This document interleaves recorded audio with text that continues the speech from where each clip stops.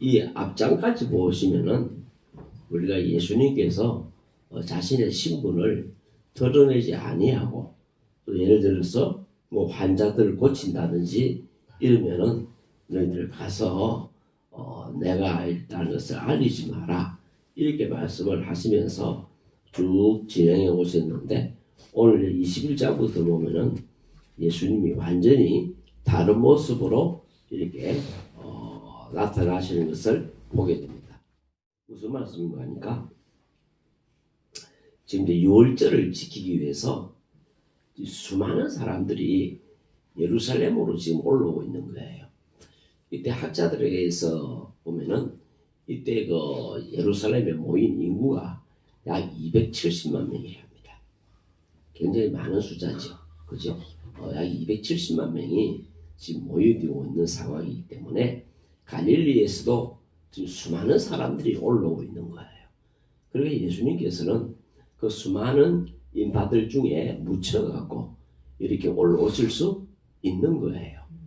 그런데 예수님은 오늘 그렇게 하지 아니하십니다.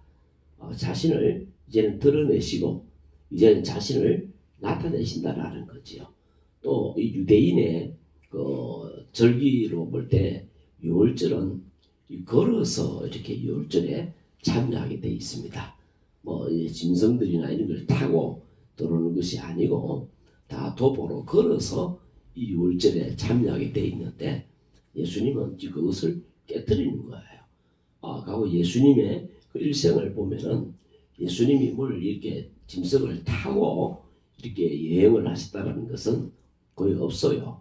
근데 오늘 예수님이 처음으로 나귀 새끼를 타고 예루살렘으로 입성을 하시고, 또 그 유월절 그것들에서 또 깨고 예수님이 나귀 새끼를 타고 들어오시는 거예요. 그럼 왜 이러냐라는 겁니다. 왜 이러냐는 거 여기 한번 보시면요, 21장 1절부터 2절 이렇게 다 보시면은 누가 시켜서 그래 하는 것도 아니고 예수님이 자원해서 이렇게 지금 상황을 만들어가고 계십니다. 여기 한번 보십시오. 예수께서 두 제자를 보내시며 이르시되 너희는 맞은편 마을로 가라.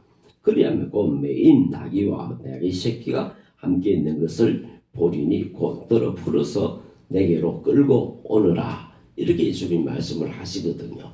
그렇게 이 장면은 예수님이 지금 주도적으로 만들고 계신 거예요. 그럼 왜 이러시냐라는 거지요. 왜? 그리고 답은 여기 보면요, 밑에 나오지요. 이는 사절에 보십시오. 이는 선지자를 통하여 뭡니까? 하신 말씀을 이루려 하심이라. 여러분 스가랴 9장 9절의 말씀을 예수님께서는 지금 성취시키고 있는 그런 장면들입니다. 여기에서 우리가 예수님이 뭐 자신의 뜻대로 어떻게 한 것도 아니고 뭐 어떻게 자기가 한 것도 아니고, 예수님이 이렇게 하신 모든 것들은 구약 성경 스가랴서 9장 9절과 이사야서에 있는 말씀을 예수님께서 성취시키기 위해서 이렇게 했다라는 것을 오늘 우리는 기억을 하고 들어가야 됩니다. 또 우리에게 오늘 이 날이 중요한 것은 우리가 예수님의 마지막 한 주간 고난주간이라는데, 오늘이 고난주간의 첫째 날입니다. 고난주간이 첫째 날이고 내일은 뭐 성전을 청소하시고 막 이런 일들이 일어나게 되는데, 예수님께서 마지막 한 주간을 어떻게 보내시냐라는 거예요. 거기 보면 어떻게 하면 지금까지는 예수님은 자신을 숨기시면서 그렇게 막 드러내면서 이렇게 사역하지 않으셨어요. 그런데 오늘부터는 예수님이 완전히 다릅니다. 이제 자신은 메시아로 왔다라는 것, 자신은 이 땅에 하나님과 우리 인간 사이에 화목제물이 되기 위해서 메시아로 왔다라는 것을 완전히 노출 드러내시는 그런 삶을 한 주간 동안 살아가시는 것을 역시 우리가 보게 된다라는 겁니다. 우리가 성경을 보면은 이 성경에 나오는 많은 사람들이 하나님과 대화해서 이 대화를 갖습니다. 네가 어디 있느냐? 아담아, 네가 어디 있느냐? 엘리야야, 네가 어디 있느냐? 모세야, 네가 어디 있느냐? 예수님이 우리가 어디 있는 줄 몰랐어 뭡니까? 네가 어디 있느냐 묻는 거 아니겠지요. 그죠? 그런데 여러분 우리가 이 질문에 항상 답할 수 있는 준비를 하고 살아야 됩니다. 세례요한 보십시오. 세례요한이 왜 빈들에 있었습니까? 여러분 왜 빈들에 있었겠냐라는 거지요. 그거는 뭡니까? 구약의 이사야서의 말씀을 성취시키기 위해서 세례요한이 뭡니까? 광야에 있으라는 겁니다.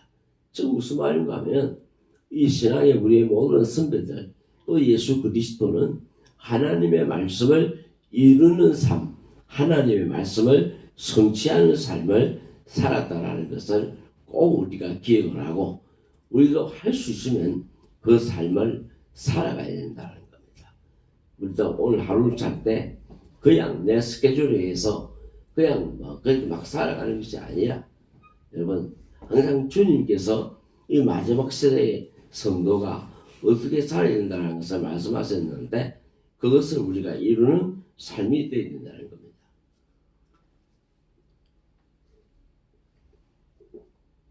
물론 이제 그것을 우리가 표면적으로 보면은 마지막 때에 믿음을 볼 수 있겠느냐? 누가복음 18장에 뭐 그런 말씀하셨지요. 그게 뭔가 하면 마지막 때가 되면 물질주의가 팽창하고 심지어 우리 믿는 사람들도 재테크에 다 빠져갖고 이 돈의 재미에 빠져갖고 기도를 다 빼앗기고 상실한다라는 거예요. 다르게 말하면 자기 일에 분주해갖고 자기 일에 분주해갖고 이 영적인 일에 기도하는 일에 사람들이 자신을 헌신하지 못한다라는 겁니다. 그냥 뭐 돈 벌고 뭐 결혼하고 논 사고 밭 사고 뭐 집 짓고 뭐 집 하고 이런 일에 전부 다 바빠갖고 이게 안 된다라는. 왜? 롯의 때가 그랬고 노아의 때 그랬다라는. 인자가 올 때도 물질 만능주의에 이 교회가 들고 빠진다라는 겁니다. 돈이 교회를 지배하게 되는 그런 시대가 온다라는 겁니다. 예수께서 말씀하시기를 믿음이 있는 자를 믿음을 보겠느냐. 왜? 그 마지막 그럴 때 물질이 교회를 지배하고 물질이 우리 인생을 지배하고 물질이 우리의 머리를 지배하는 그 속에서도 하나님의 약속을 믿고 하나님 앞에 꾸준히 나와서 아버지 하나님 앞에 기도하는 물질보다도 더 기도의 능력 하나님을 더 의지하는 그 삶을 사는 자들을 우리가 보겠느냐 이렇게 예수님께서 말씀하신 거예요. 그래서 여러분 우리가 꼭 기억할 것은 예수님께서는 좁은 문으로 가라 했습니다. 왜 사람들이 좁은 문으로 가지 않고 넓은 문으로 가겠습니까? 편안하기 때문에. 편안하기 때문에. 예. 그래서 우리가 여러분 너무 편안하게 살라고 하는 것은 별로 신앙생활에 여러분 도움이 안 될 것 같아요. 그래서 우리가 우리 스스로를 근신하면서 하나님 앞에 우리 스스로를 세워가고 우리가 하나님 앞에서 경건한 삶을 살아가야 되는 것이지 이 시대가 추구하는 인간 위주의 삶, 편안한 삶 이거는 여러분 영적인데 별로 도움이 되지 않을 것 같아요. 그래서 여러분 우리가 이 시대에도 하나님 앞에서 깨어있는 그런 삶을 살아가기를 말씀을 드리고 그 다음에 하나 더 보십시오. 자, 예수님이 이 나귀 새끼를 타고 들어오신 거예요. 나귀 새끼, 그죠? 그리고 예수님이 들어올 때 그 갈릴리 사람들에 의해서 환호를 받습니다. 여기서 우리가 관찰해야 될 것은 갈릴리 사람들하고 예루살렘 사람들하고의 그 반응입니다.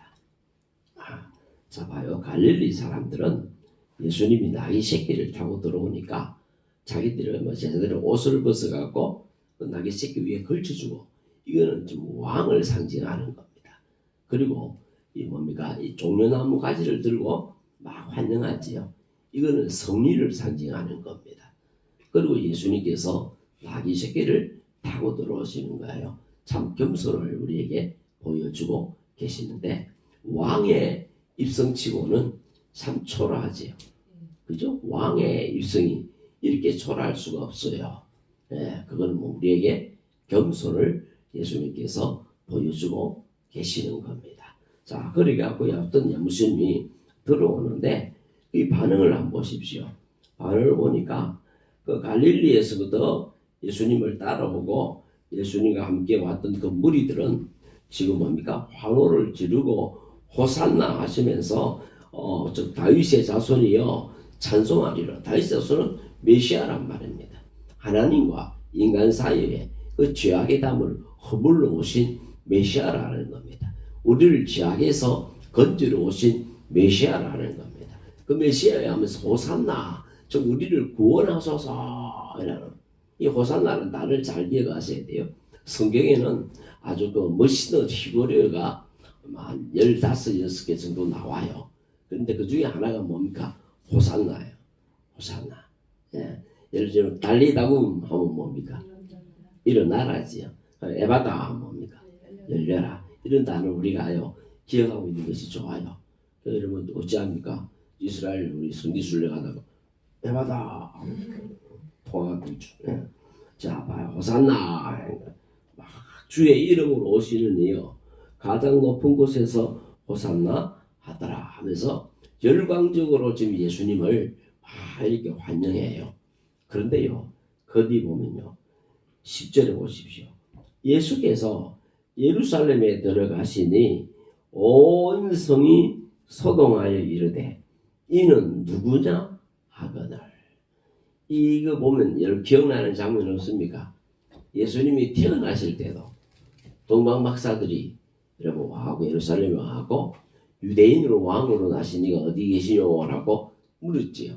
그때도 예루살렘 사람들은 어찌했습니까? 소동이 일어나고 난리가 났었어요. 예, 이거 꼭 기억해야 됩니다. 우리가 신앙생활을 참 잘하는 거는 좋는데 바르게 하셔야 돼요. 바르게. 예, 우리 그 여성분들 앉아 계시는데 집에 손님이 온다 해갖고 요리를 좀 잘하려 하고 막 그래 하면 그날 요리가 지냈니까 이상하게 돼버리지요. 예, 그거 여러분 우리가 너무 잘하려면 안 돼요. 예, 너무 잘하려면은 이게 잘 안 되더라고요. 아까 잘하려 하지 말고 여러분 바르게 하려 해야 돼요. 예, 우리 이 교회 일도 그래요. 여러분이 한번 어디 마음을 먹고 잘하려 하면요 좀 그게 좀 그래 될 때가 있어요. 그래서 여러분 우리가 항상 바르게 하려 하고 덕스럽게 하려 해야 돼요. 한 사람 의견보다는 두 사람의 의견이 낫고 두 사람의 의견보다는 뭡니까? 세 사람의 의견이 낫고 그렇지 않겠어요? 그래서 우리가 교회 일을 할 때는 좀 언언도 하고 이래 뭡니까? 뜻을 구해갖고 이렇게 하는 것이 좋은 거예요. 혼자서 막 결정해갖고 딱 하는 것도 말고 꼭 그래 하세요. 못 박아서서 하고 외친 사람들이 누구냐라는 거예요. 예루살렘 사람들입니다. 갈릴리부터 따라온 사람들 아닙니다. 예루살렘 사는 사람들입니다. 즉 뭡니까? 이 성경이나 모든 것에 대해서 연구하고 잘 안다는 사람들이에요. 그런 사람들이 예수를 못 박아서서 그렇게 했습니다. 성경에 대해서 연구하고 안다는 사람들이 예수님의 탄생에 대해서 몰랐습니다. 이방인들이 와서 이야기했습니다. 오늘도 여러분 보십시오. 갈릴리 나사렛 사람들이 와서 예수님을 환호하게 되고 정작 예수님을 환호해야 될 예루살렘 사람들은 예수님을 십자가에 죽이는데 앞서게 됩니다. 우리가 이렇게 되면 안 되잖아요. 그죠? 그래서 우리가 성령의 인도를 따라서 하나님의 말씀을 바르게 알아가고 우리가 그 시대에 예수 그리스도를 바르게 섬기는 사람들이 되어야 된다라는 겁니다. 오늘 거기 한번 보십시오. 예루살렘 사람들은 질문이 뭡니까? 이는 누구뇨? 예, 지금 예수가 그리스도라는 것은 유대 전 지역에 다 뭡니까? 증거가 되었어요. 예, 그 소문이 이루 다 퍼졌단 말입니다. 예, 그 소갱도 듣고 뭡니까? 다 알게 되는 그런 상황인데 정작 예루살렘 사람들이 이 질문을 하고 있어요. 이거 참 여러분 슬픈 일이에요. 이는 누구냐? 그러니까 그 무리가 이릅니다. 갈릴리에서부터 따라왔던 무리들, 올라온 수십만의 사람들이 대답합니다. 무리가 이르되 갈릴리 나사렛에서 나온 선지자 예수라 아니라. 이들은 신명기 15장에 나오는 그 하나님이 모세 같은 선지자를 보내주신다라고 예언하셨는데 그 말씀을 이루는 선지자가 바로 예수다라는 겁니다. 그렇게 여러분 외치는 것을 오늘 우리가 듣게 되는 겁니다. 그래서 이 새벽에 기도하러 오신 여러분들 마음에 여러분은 예수 그리스도가 어떤 예수 그리스도가 자리를 잡고 있느냐라는 겁니다. 그래서 여러분 오늘 우리는 이제 우리 인류를 구원하기 위해서 십자가에 향하여 한 걸음 한 걸음 다가가시는 그 예수 그리스도, 마지막 고난의 한 주간을 하루를 지금 뭡니까 이렇게 앞서 걸어가시는 그 예수 그리스도를 만나게 됩니다. 이분이 이렇게 하고 싶어서 하는 것도 아니고 이분이 뭐 다른 사람들에 의해서 이 삶을 사는 것도 아니고 오직 하나님의 말씀 예언된 구약 성경을 이루시기 위하여 예수님께서 이렇게 하신다라는 것을 우리가 꼭 기억하고 우리도 주어진 환경에서 주어진 자리에서 하나님의 말씀을 이루는 그런 우리의 삶, 즉 기도하고 복음 전하고 하나님의 나라를 먼저 구하는 삶을 우리가 살아가는 것이 이 시대에 합당한 삶이 아니겠느냐라는 겁니다. 꼭 기억합시다. 마태복음 6장에 너희는 먼저 그의 나라와 그 의를 구하라. 그리하면 너희 아버지께서 이 모든 것을 너희에게 더하시리라. 여러분 하나님은 우리에게 예수님을 안 믿는 사람들에게 먹고 마시고 사는 것이 중요하듯이 우리에게도 그것이 중요하다는 것을 우리 아버지께서는 아십니다. 근데 여러분 하나님께서 이스라엘 백성이 만나서 광야 40년 생활을 할 때 제가 몇 줄 이야기했지요. 일주일분 식량을 안 줬다라는 겁니다. 한 달분을 안 주셨다라는 겁니다. 40년을 매일매일 거두게 하셨다라는 겁니다. 오늘 우리 주기도문에 보면 일용할 양식입니다. 한 주간도 줄 수 있고 한 달도 줄 수 있는 그분이 일용할 양식이라는 겁니다. 이건 하나님을 우리가 신뢰하느냐 마느냐 문제예요. 여러분 오늘 딱 우리 먹을 식량이 오늘 것만 딱 있다 칩시다. 내일 건 없어요. 그럼 오늘 우리 마음이 어떻겠어요 여러분? 불안하지 않겠어요? 내일은 뭐 먹지? 지금 우리는 뭐 집에 뭡니까 쌀도 있고 라면도 있고 물이 많이 있으니까 걱정을 안 해요. 왜? 내일의 양식이 있으니까.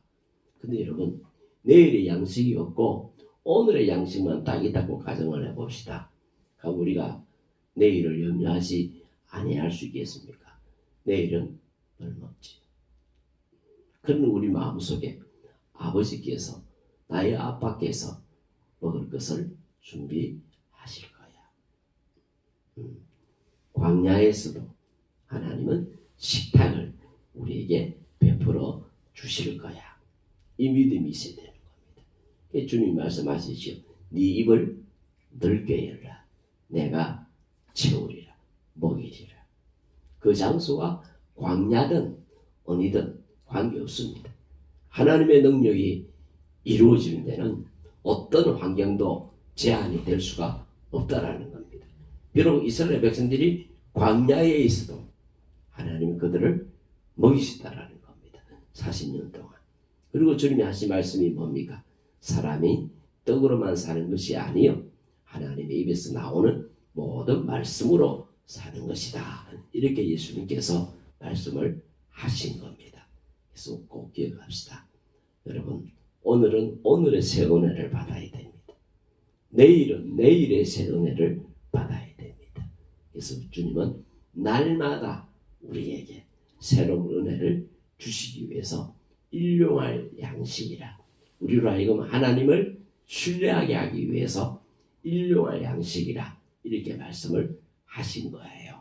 그래서 여러분 오늘 하루도 우리 하늘의 아빠께서 주시는 신선하고도 거룩한 은혜를 우리가 듬뿍 받아서 오늘 하루를 힘있게 살아가는 복된 여러분 되시기 바랍니다. 아멘.